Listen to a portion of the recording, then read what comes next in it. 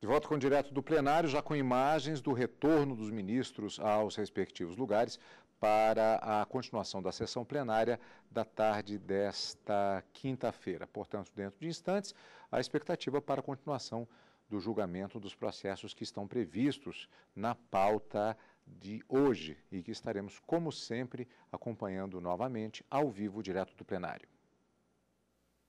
Declaro reabertos os trabalhos deste Supremo Tribunal Federal e apregou para julgamento a questão de ordem no inquérito 4.483, procedente do Distrito Federal e relatado pelo ministro Edson Fachin, sendo autor deste inquérito o Ministério Público Federal, investigado Michel Miguel Elias Temer Lulia.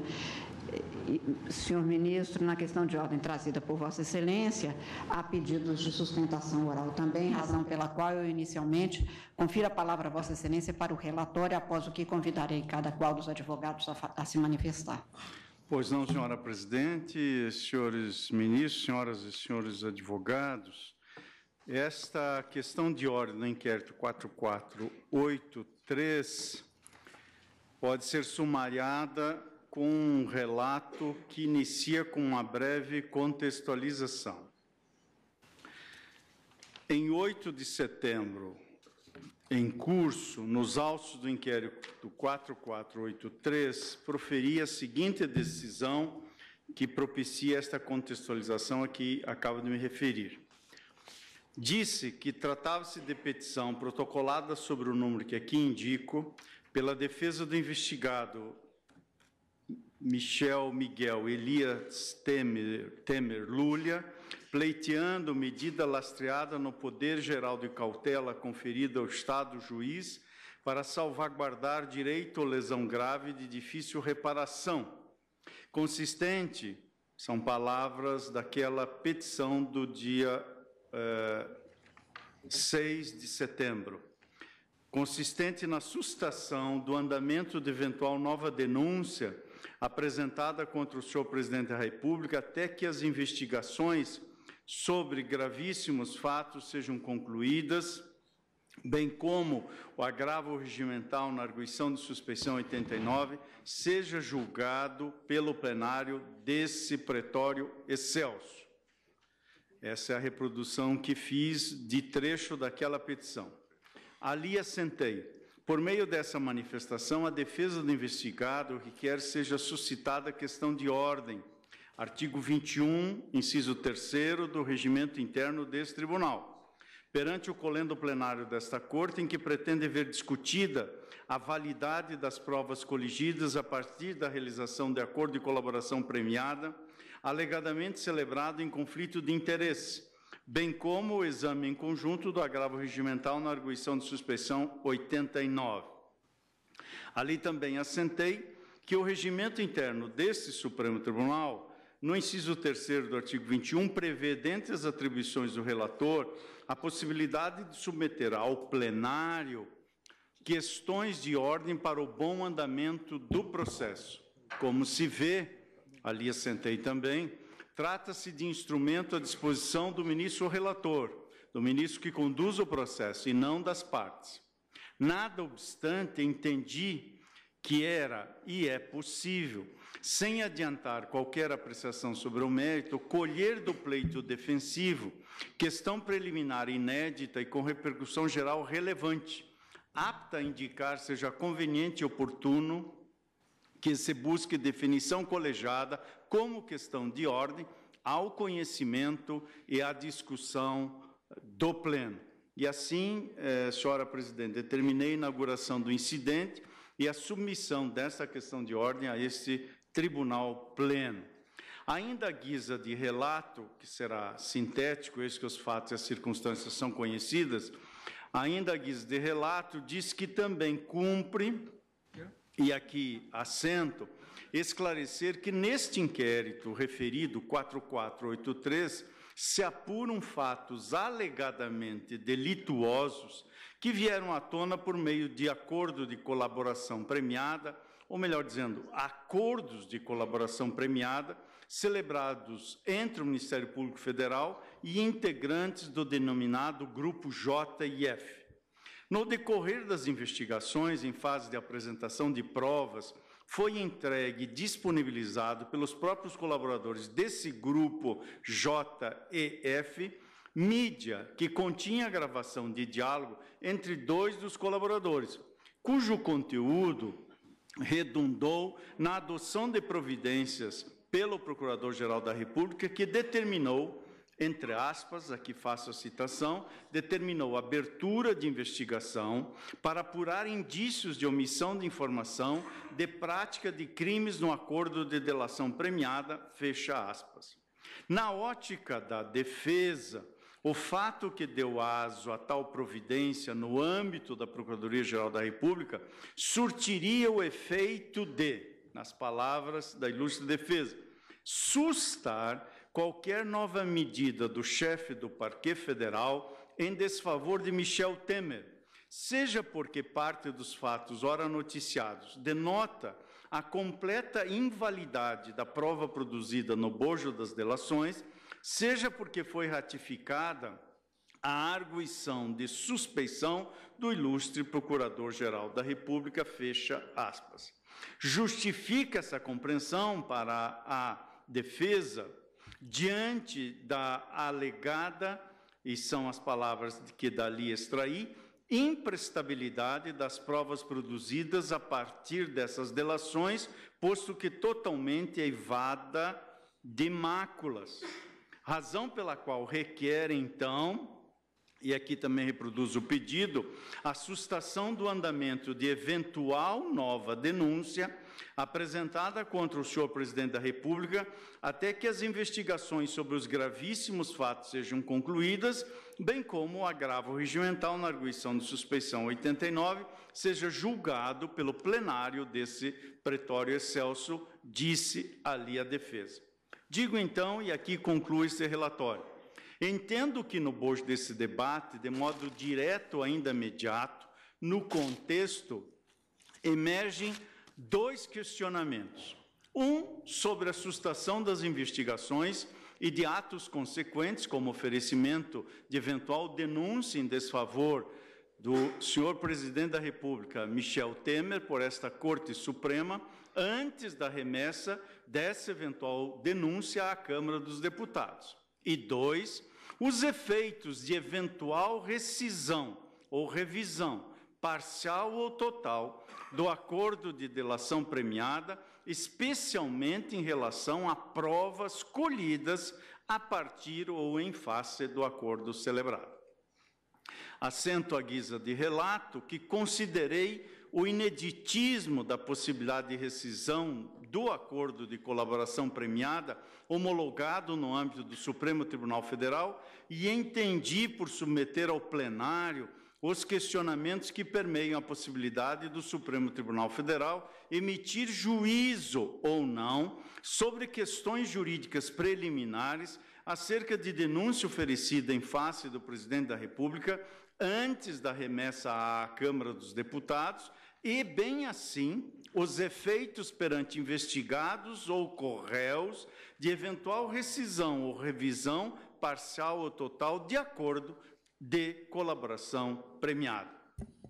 Ambos os temas, entendi, e aqui relato, e é o que está no relatório, têm aptidão a permear variadas controvérsias judiciais, pela singularidade da hipótese do seu correlato regime constitucional de processamento, a merecer com abrigo no inciso 4º do artigo 7º do Regimento Interno, se manifeste ao plenário, no âmbito de sua competência, a fim de resolver os temas ora submetidos em questão de ordem. Assim, para o bom andamento do feito, nos termos do inciso 3º do artigo 21 do Regimento Interno do Supremo Tribunal Federal, submeti, como submeto essa questão de ordem, à deliberação do plenário do Supremo Tribunal Federal como medida de materialização do princípio da segurança jurídica esculpido no inciso 36 do artigo 5º da Constituição da República, e é o relatório, senhora presidente.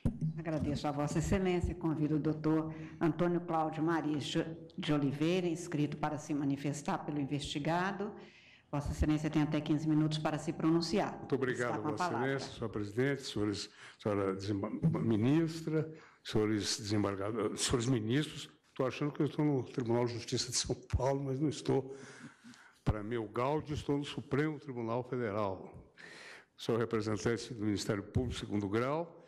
Eu queria, em primeiro lugar, pedir vênia para agradecer a Vossa Excelência, ministro Celso de Mello, as menções que fez a meu pai. Me emocionaram a lembrança trazida por Vossa Excelência do papai e de sua obra jurídica, que teve como ponto culminante o livro que foi a sua tese na Cátedra da Católica, o livro sobre substituição processual.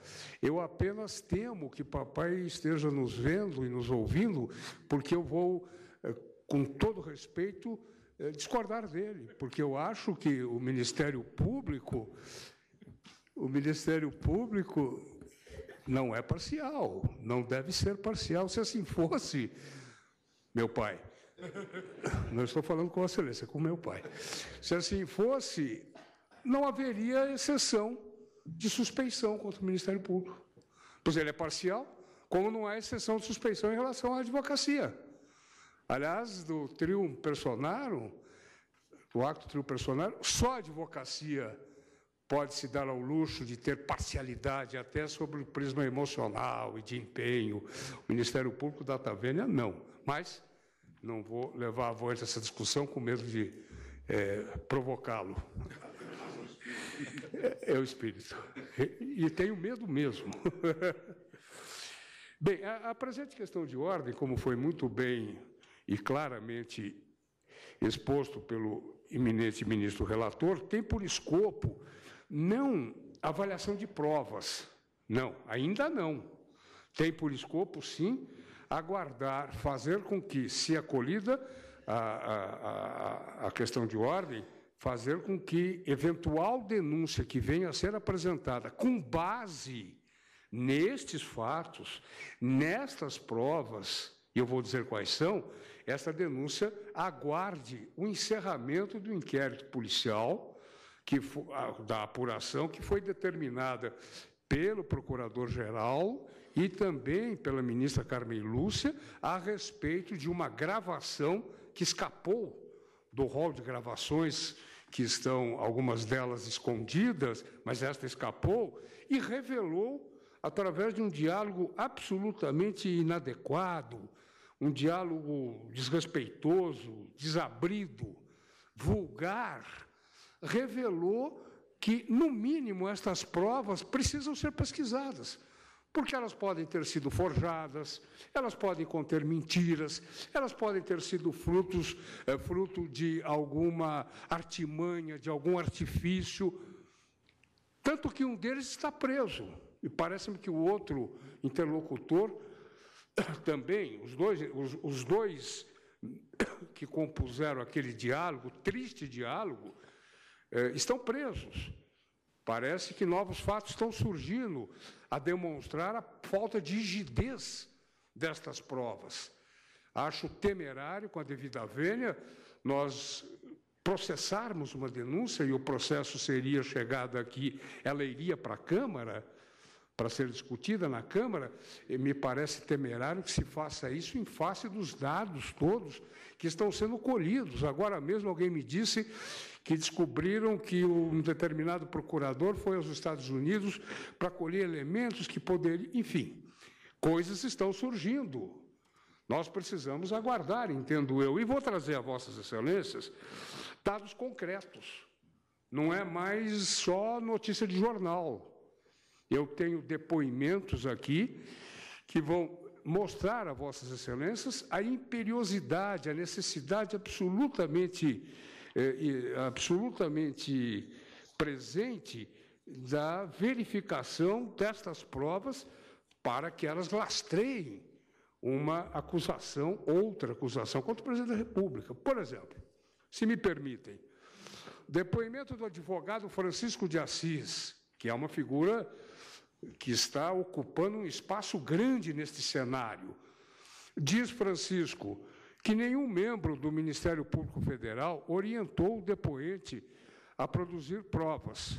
Falou apenas abstratamente do peso das provas, no sentido de explicar genericamente que as melhores provas levariam a premiação melhor. Ele precisa explicar com quem ele conversou, quem lhe disse isto. O que significa melhores provas? O que é melhor prova? Será a delação, que hoje é elegida a condição de rainha das provas, que nem prova é, como foi muito bem dito por Vossa Excelência? É um meio para se alcançar meios de prova. Ainda, Francisco, e peço vênia para prestarem, por favor, grande atenção a este trecho, que Sérgio Bruno é o colega de Vossa Excelência, procurador, disse abstratamente que ter uma gravação de um deputado era uma coisa, outra coisa é ter uma gravação do presidente da República. Conversando com este Francisco. Eu não sei porque ele não dá a data desta conversa, ele só diz que o depoente já havia falado genericamente na negociação que tinha gravações, mas ele não diz que gravações ele tinha, ele não disse se disse ao Sérgio Bruno quais eram essas gravações, mas o Sérgio Bruno respondeu. Uma coisa é ter gravação contra deputado, outra coisa é ter gravação contra o presidente da República. Doutor Maris, o senhor me permite uma... Claro. Não tem data dessa conversa? Não tem. Eu vou reproduzir a Vossa Excelência. Que o depoente já havia falado genericamente na negociação que tinha gravações. Aí vem dois pontos. Que Sérgio Bruno disse abstratamente que ter uma gravação de um deputado era uma coisa e outra do presidente. É isto. Tem mais. Peço desculpas a Vossas Excelências, mas é imperioso que eu leia isto.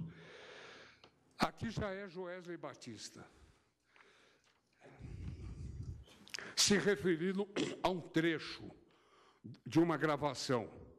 Diz ele, aspas, tentar subornar Marcelo pagando no exterior não é Marcelo Miller, mas não se recorda qual Marcelo seja, imaginando que seria Marcelo Odebrecht.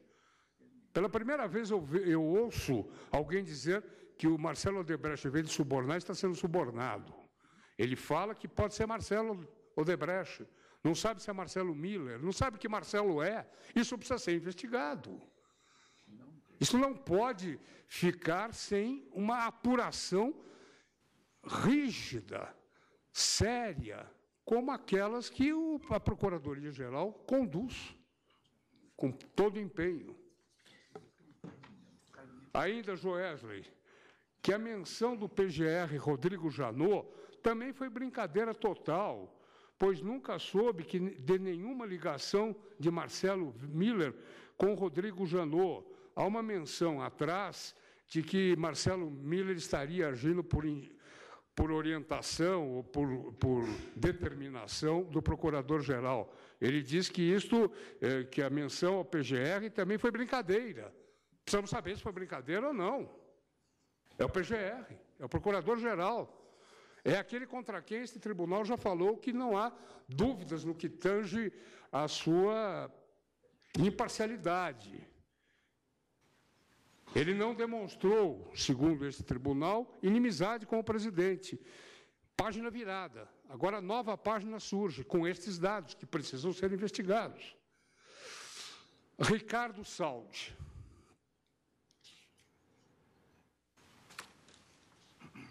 Que, sobre a menção a chamar Marcelo como advogado para arrumar as notas e mandar mensagem a Janot, aos 36 minutos da gravação, tem a dizer que Marcelo é um amigo de infância de Joesley. Já não é mais, salvo engano, já não é mais Marcelo Miller. É um amigo de infância de Joesley que está no áudio, mencionado como amigo há mais de 30 anos, que, colocado novamente o áudio no trecho em que diz, manda mensagem para Janot, não sabe explicar que Marcelo se é o Marcelo de Goiás, amigo de Joesley. São vários os Marcelos. Ele precisa dizer, neste trecho, em outros trechos, a que Marcelo estava se referindo. Marcelo, amigo de Goiás? Marcelo Miller? Marcelo... Não. Mais um pouquinho de paciência de Vossas Excelências.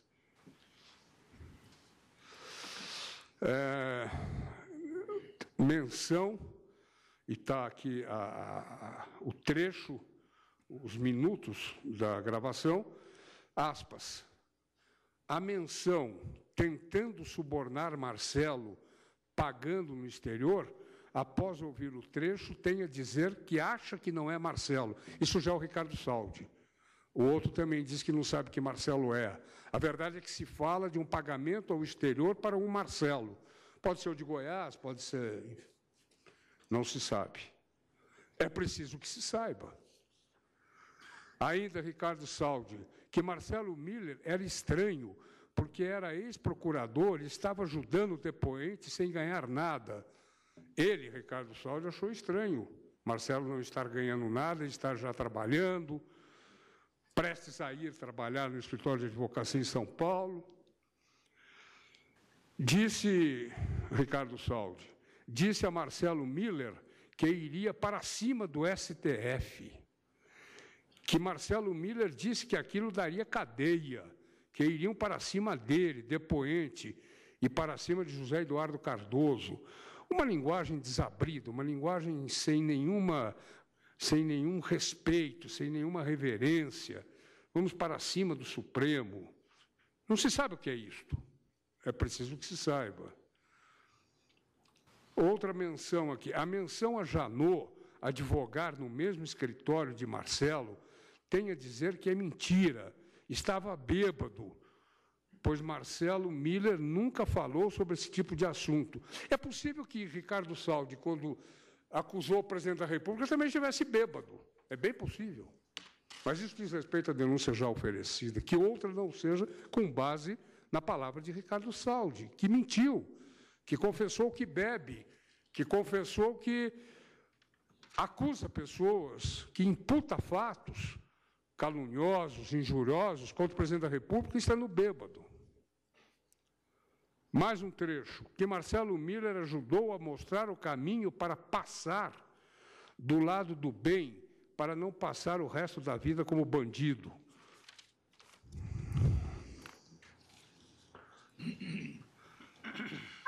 Outro trecho, tentar subornar Marcelo pagando no exterior. Não é, aqui é Joesley de novo, não é Marcelo Miller, mas não se recorda qual, ele repete aquilo que eu já havia lido. Há ainda outros trechos que eu não vou ler para não ocupar Vossas Excelências, o tempo precioso de Vossas Excelências, mas eu quero reiterar a necessidade de que esses fatos sejam apurados. As apurações estão em andamento, pessoas foram presas, determinação de busca e apreensão em algumas residências já ocorreu, de forma que espero que se aguarde o término dessas investigações e se suste a vinda ou a ida de eventual denúncia desta Casa para a Câmara até a apuração completa desses fatos, cuja necessidade me parece dispensar qualquer outro comentário. Bastam estas leituras e outros dados e outros elementos virão corroborar esta necessidade de serem apurados e de não se dar crédito a estas provas para se encaminhar qualquer denúncia eventual à Câmara dos Deputados. Muito obrigado. Agradeço a Vossa Excelência. Convido o doutor César Roberto Bittencourt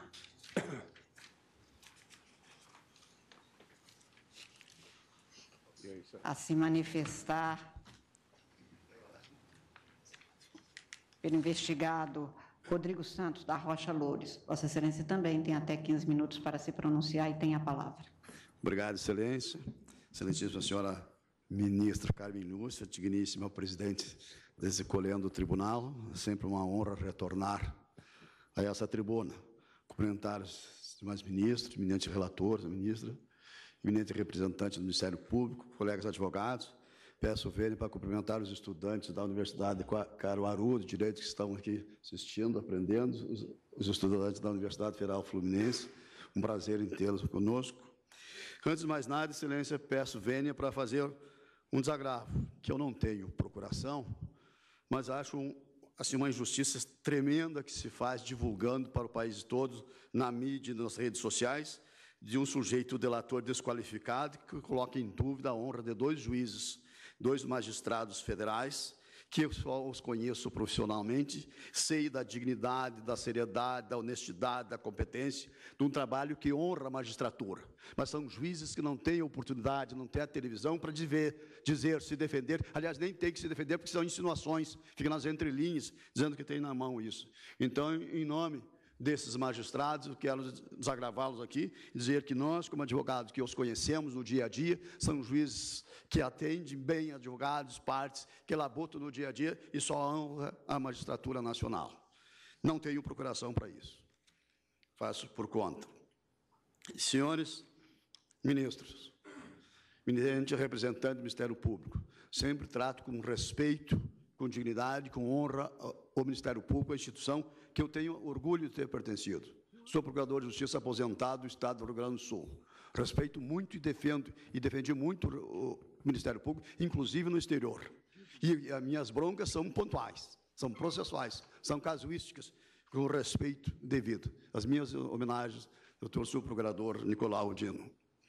Pois bem, Excelência, nós estamos diante de fatos gravíssimos, terríveis, de pessoas que se imaginavam que tivessem uma índole, uma dignidade, e os tempos e as gravações demonstraram que não são dignos do respeito que vinham tendo, que não têm dignidade para falar, para conduzir, para condenar, para imputar nada a alguém. Porque eles mesmos disseram, numa forma de desculpas, que o que eles falaram na gravação não é a verdade. E quem garante que na delação eles falam a verdade? Pois bem, Excelência, desde o primeiro momento, quando saiu a gravação do dia 7, na primeira manifestação, e desde sempre tenho repetido, que aquela gravação do dia 7 de março do presidente da República foi uma cilada, foi uma armação, foi uma gravação encomendada, foi proposta. Agora, nessa gravação deles, que eles dizem que não falaram a verdade, para se defenderem, eles vêm e diz os joelhos para os outros, nós cumprimos uma encomenda pedida pelo Marcelo. O Temer é top. Agora nós queremos o retorno. Eles confessam que gravaram a pedido, a comando, a orientação do Marcelo. O Temer é top. Nós cumprimos uma tarefa e queremos o retorno. Então, essa demonstração é mais uma para a gente comprovar que se trata efetivamente de uma tocaia, de uma armação, de uma cilada, de um flagrante preparado. Mais que isso, eu faço a distinção e digo que se trata de flagrante provocado, porque aqui existe a figura do agente provocador, de um agente que vai lá para incriminar, que vai lá para tirar, para trazer uma resposta, uma prova de um crime para o Ministério Público, ou pelo menos para esse cidadão que integrava o Ministério Público. Pois bem, se tem falado desde então na legitimidade da gravação do interlocutor, que o Supremo teria validado isso. Não é verdade. A posição do Supremo tem sido muito clara, repetidamente, reiteradamente, diz que o interlocutor pode gravar para se defender. Se estiver sendo extorquido, se estiver sendo chantageado, ele pode fazer esta gravação para a sua defesa. Não é o caso.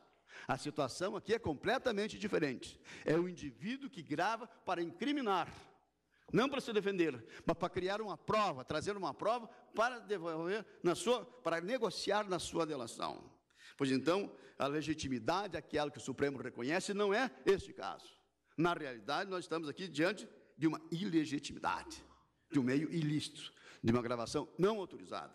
Mas, além da gravação, Excelência, não trago como esta em si mesma nula, que é também. Mas eu tenho mais 2 fundamentos, para mim, muito mais graves, que são fundamentos, garantias constitucionais. Primeiro, é o direito ao silêncio. Ele não disse, Vossa Excelência tem o direito de calar, Vossa Excelência tem o direito de não falar, Vossa Excelência tem o direito de não produzir prova contra si. O segundo fundamento, Vossa Excelência, então, produziu prova contra si mesmo. Não teve oportunidade de se defender. Não foi dado a ele o direito de ficar silente e de não produzir prova contra si mesmo. Então, esses 2 fundamentos constitucionais, para mim, são muito mais graves e anulam por completo essa primeira questão. Nós estamos, então, realmente diante de um flagrante preparado que esbarra na súmula 145 desse tribunal. Mas as ilegalidades não param por aí. Nós temos ainda, depois, o assodamento da perícia. Por que o Ministério Público apressadamente não caminhou para a perícia? O Ministério Público disse que não confiava na perícia e poderia ser vazado. Pelo amor de Deus. Quer dizer, nós temos a gravação da maior autoridade da República e eu pego daqueles indivíduos e não mando a perícia, não examino. Mas isso que nós falaremos depois é da custódia da prova. Nós temos outro problema, ação controlada. Para mim, uma ação verdadeiramente descontrolada. Nós temos uma ação controlada, uma captação ambiental e um agente infiltrado. Tudo ilegal. Se o ministro relator, e vai perceber, se não percebeu, prestar atenção nesses dados, assim, que a ação controlada foi praticada no dia 24 de abril, das 10h20 às 12h30, ministro. Das 10h20 às 12h30. E o protocolo do pedido de autorização ocorreu no mesmo dia, às 17h32. Ou seja, foi feita a ação controlada antes de pedir autorização. E não é só a ação controlada, uma ação controlada com captação ambiental. Então foi feito ilegal. Os velhos tempos da polícia arbitrária, que fazia o banditismo, prendia em flagrante, batia, tirava o serviço, depois pedia um mandado para esquentar. Pois olha, então está nos autos, esses fatos estão acontecendo nesta ordem, mas a captação ambiental precisa de autorização prévia, autorização judicial. A colaboração premiada precisa a notificação prévia, que não aconteceu. Então, nós temos duas ilegalidades, a ação controlada, a captação ambiental sem nenhuma autorização, e mais, nós tivemos um agente infiltrado. Quem é que estava lá participando? O Saldi, o Ricardo, o Joelson, o Ricardo Saldi, que conduziu toda aquela conversa com o Rodrigo. Quem é o Ricardo Saldi? É o agente infiltrado. Foi isto. Então, e daí, sem autorização legal. Só que o agente infiltrado, com autorização legal, é o agente policial. Quem tem autoridade para fazer isso, autorizado pelo juiz, pelo ministro, é o policial. E que eu saiba, o Saldi pode ser um monte de coisas que não prestam, mas não é policial. Não teve autorização. Mas o que surpreende, excelência, depois de trazido isto no HC, que está pronto, já pelo menos já com a resposta do Ministério Público, nesse HC que estamos alegando a ilegalidade dessa prova, aqui, vem o Ministério Público e responde, não, mas não era uma ação controlada, era apenas uma investigação assistida. Isso é sério, é verdade, está escrito ali. Mas a ação controlada foi postulada pelo doutor Procurador-Geral, lá do senador Aécio Neves. Depois, no dia 24, foi pedido para ampliar essa ação controlada para o Rodrigo. Está escrito nele o pedido de ação controlada e está autorizado por Vossa Excelência, ministro, ação controlada. Agora, como o doutor Procurador-Geral percebeu que é ilegal, que não está satisfazendo os requisitos, ele diz que não era uma ação controlada, e está escrito na resposta do agravo que está com o eminente relator do ministro Lewandowski. Então, Excelência, nós temos estas nulidades. Embora talvez não seja agora a hora de tratar da nulidade destas provas, até porque nós temos um HC da ação controlada mostrando a ilegalidade, temos um outro HC sobre a ilegalidade das interceptações telefônicas também. Então, nós temos esta prova ilícita, a primeira lá da gravação, nós temos a segunda prova ilícita da ação descontrolada, porque desautorizada, ilegal, imprópria, e nós temos também o agente infiltrado, que não poderia ser, mas nós temos um segundo encontro, que é o dia 28, com o Rodrigo. Este segundo encontro também é ilegal, porque é uma prova derivada daquela do dia 24. Ministro, naquele dia 24 foi falado por eles que a gente se encontraria de novo para tratar do assunto, o prosseguimento. Então, a derivação desta prova do dia 24 contamina essa do dia 28, na sequência por ali. De qualquer forma, eu tenho uma preocupação, que é com a cadeia de prova. Ora, se o doutor Procurador-Geral, com toda a estrutura que tem, com uma perícia a seu dispor, pega e faz esse tipo de trabalho, traz a gravação daquela do Joelson com o presidente, não submete a perícia, desde que foi feito o exame preliminar, tem um problema. Por que não periciou? Mas o Joelson confessou que ele suprimiu um texto de lá, daquela gravação, porque falava de mulheres, falava de sexo, falava de outras bandalheiras que ele é capaz de fazer. Só que não consta, não vi, eu não tive acesso ao exame pericial ainda, mas soube que não tem corte, que não houve nada. Pois então eu estou preocupado com a cadeia da prova. O responsável pela cadeia da prova é de quem a produz, de quem a utiliza. A responsabilidade pela legalidade, integridade, seriedade da prova é do Ministério Público. Então, esta prova, que não é íntegra, que não tem perícia, que não foi feita a perícia no tempo, que tem uma supressão, parece que não foi reconhecido, é um problema de responsabilidade exclusiva do Ministério Público. Pois bem, então nós estamos diante da situação que é o seguinte: nós verificamos nesses acordos, nesse desmando, nas gravações, que eles negam que seja verdade, eles querem que seja verdade, só aquilo que interessa para eles, que a gente constatou que, segundo foi dito, o ex-procurador da República, Marcelo Miller, auxiliando os delatores, antes de demitir-se do Ministério Público, advogou para aqueles agentes da delação, expondo o Ministério Público ao descrédito. Fez jogo duplo, corrompeu-se. Pode ter praticado, pelo menos em tese, o Marcelo, os crimes de tráfico de influência, de corrupção passiva, de advocacia administrativa. Ora, como o Marcelo Miller era o braço direito do procurador-geral, era o homem da sua confiança, que pode ter praticado crimes, ora, aqui, segundo o próprio doutor Janot e a orientação desse Supremo, ele tinha o domínio do fato. Quem tem assessor envolvido em crime, assessor que é o braço direito, assessor que é da sua estrita confiança, tem sido denunciado a rolo, todo mundo cometendo autor do crime. Então, eu questiono apenas, e não se aplica aqui a teoria do domínio do fato, mas essa é uma questão apenas que caberá à doutora Raquel ainda examinar. Porque se o doutor Marcelo Miller praticou os crimes, me parece que o doutor Janot não era a pessoa adequada para fazer essa investigação, porque é seu assessor, porque é seu braço direito. Assim, excelências, agradecendo a atenção, nós estamos pedindo que essas 3 provas não sejam consideradas, e pelo menos se deixe, então, para ser examinado oportunamente nos habeas corpus que deverão vir à pauta. Muito obrigado, excelências. Agradeço a Vossa Excelência. Senhor presidente. Pelo Ministério Público Federal, se manifestará o doutor Nicolau Dino de Castro e Costa Neto. Obrigado, senhora presidente, senhora ministra Rosa Weber, eminente relator, senhores ministros, eminentes advogados que ocuparam a tribuna. Os ilustres advogados, doutor Antônio Cláudio Maris Oliveira e doutor César Roberto Bittencourt, que abrilhantou o Ministério Público do Estado do Rio Grande do Sul, trazem questões da maior importância nessa oportunidade. Mas eu gostaria de questionar exatamente, senhora presidente, a oportunidade em que isso é feito, porque nós estamos em sede de uma questão de ordem no inquérito.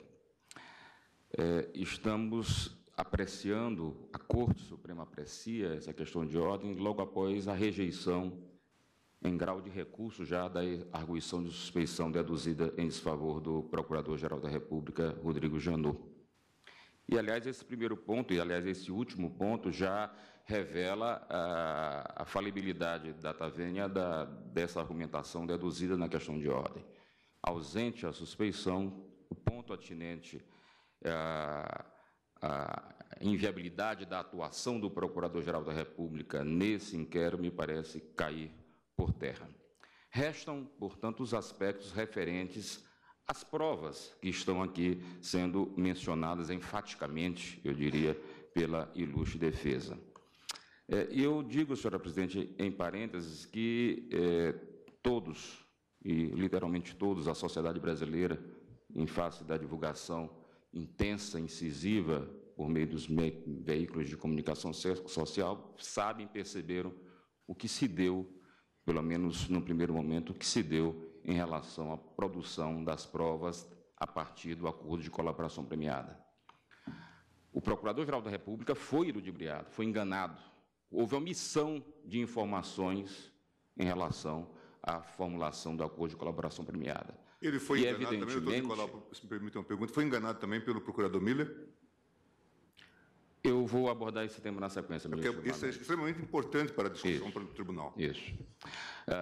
Houve, então, esse dado é um dado, como eu disse, é um dado que é um dado público, e desse dado, desse fato, estão sendo e serão extraídas consequências jurídicas sérias, que passará, inclusive, pelo crivo do Supremo Tribunal Federal.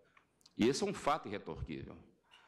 Agora, esse fato invalida a prova decorrente, a prova que vai ser apresentada ainda ao crivo do Supremo Tribunal Federal? E esse é um outro aspecto relevante, senhora presidente. Me parece que os aspectos relativos à ilicitude da prova, no grau de profundidade aqui, o exame no grau de profundidade exigido pela ilustre defesa, me parece demandar ou pressupor o próprio exame dessa prova.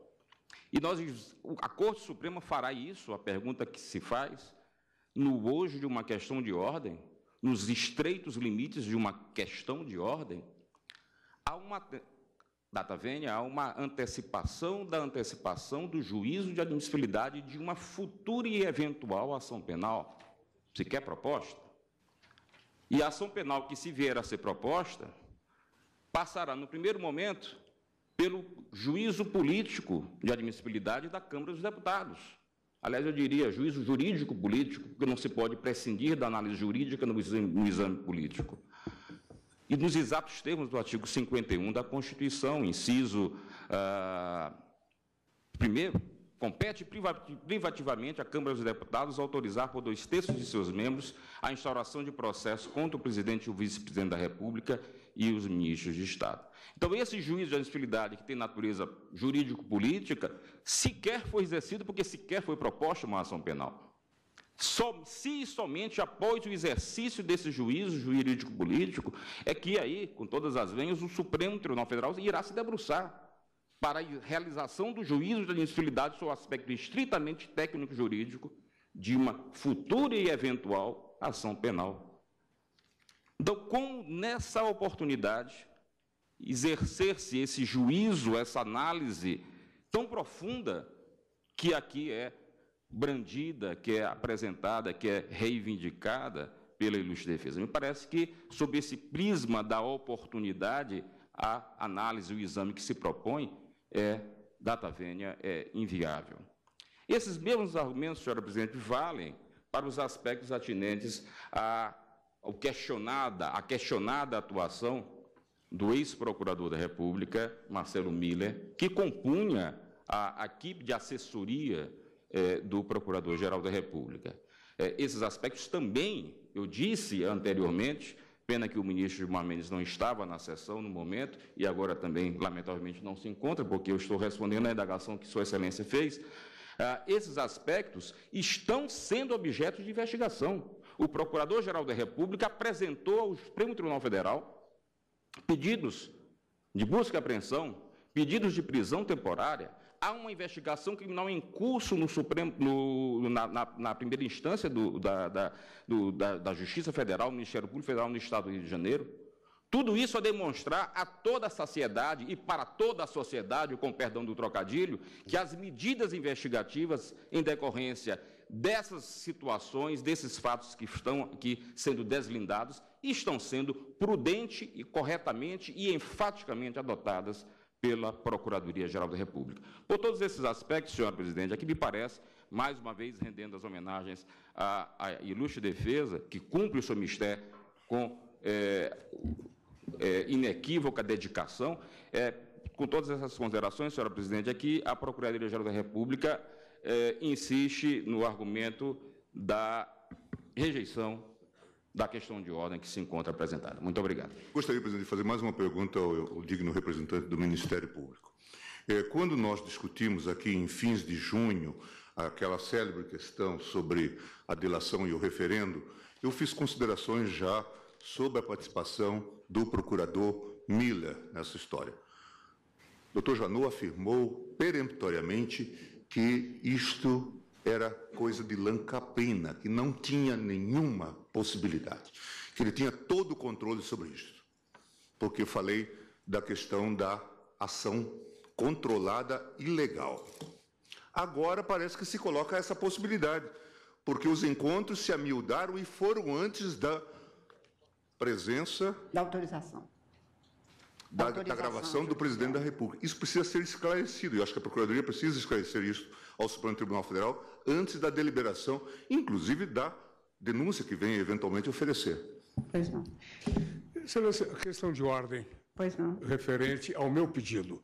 Eu não peço reexame de provas. Sim. Eu peço sustação de eventual denúncia até que as provas que estão sendo analisadas ou sejam por completo. Meu pedido é só este. Eu não peço análise de prova hoje.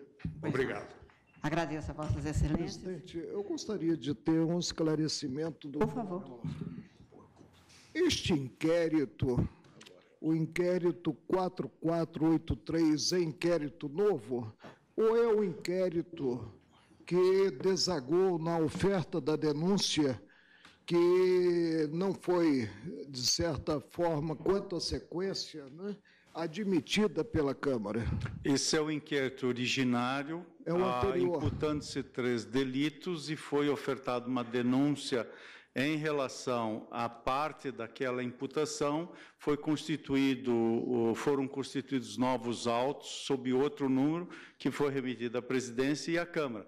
Como a Câmara não autorizou... Então, o pleito da defesa, no sentido de que seja impedido o Ministério Público de ofertar uma denúncia, diz respeito a fatos outros, que não estão nesse inquérito. É bem possível que também se refira à imputação de obstrução de justiça que está no inquérito. Já houve a oferta da denúncia e a Câmara não admitiu. Quanto a este fato, não. Quanto a esse Aqui eu acho que é um equívoco, me parece. Eu posso esclarecer? Assim, acho que é um equívoco, desculpe-me, há um equívoco, porque, na verdade, com base no mesmo inquérito, o Procurador-Geral decidiu fazer fatiamento. Claro. É isso que se está falando. Ministro relator, eu acho que seria de muita pertinência nesse momento que ficasse esclarecido exatamente o que foi agora arguído pelo ministro Marco Aurélio, porque o número do inquérito é 1 e na oferta dos dados pela Procuradoria, uma parte foi convertida numa denúncia que está realmente sobrestada, que não pode acontecer por causa da decisão da Câmara dos Deputados, e me parece que seja exatamente o que o ministro Marco Aurélio, me corrija se não for isso, se há outros fatos que podem permitir o prosseguimento deste inquérito. Até porque, se não tiver outro, ele está sobrestado. Presidente, pela primeira vez em 27 anos, me defronto com um pedido no sentido de o Supremo obstaculizar a oferta de uma denúncia pelo Ministério Público.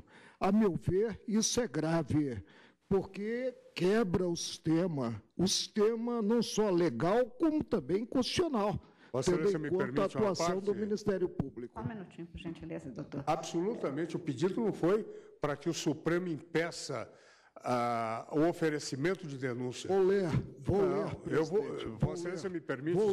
Se eu errei na para redação... que promova, aspas, estou tirando do voto do relator, que tem fé pública, a sustação do andamento de eventual denúncia. Eventual denúncia. Eventual que ainda não foi apresentada. Pois é, mas não que se proíba a vinda de denúncia. Então, jamais nós eu coloquei pela primeira vez, pleiteia-se de forma cautelar, vamos admitir, que o Supremo, um órgão do Judiciário, impeça a atuação do Ministério Público. Não é impedir a atuação, Excelência, me perdoe. O Ministério Público... Vossa Excelência me perdoe e vou lembrar de Vossa Excelência o seguinte: a Constituição não determina um juízo político, jurídico pela Câmara para que se dê andamento ou não a uma determinada denúncia nesse tribunal.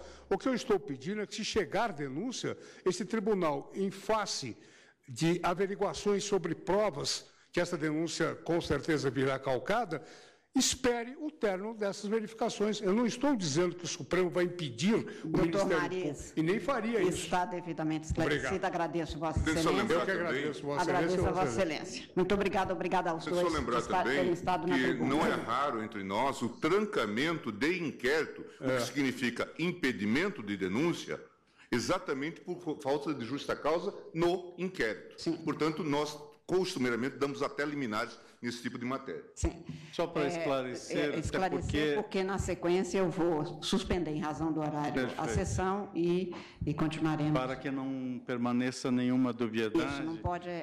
O inquérito originário 4483 imputava aos denunciados 3 delitos: corrupção passiva, obstrução de justiça e organização criminosa.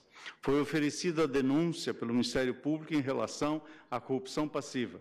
Efetuado o desmembramento, foi realizada uma nova autuação sobre o número 4517, que foi remetida a essa autuação à Câmara dos Deputados, que não autorizou a denúncia e que, portanto, não preencheu a condição de procedibilidade.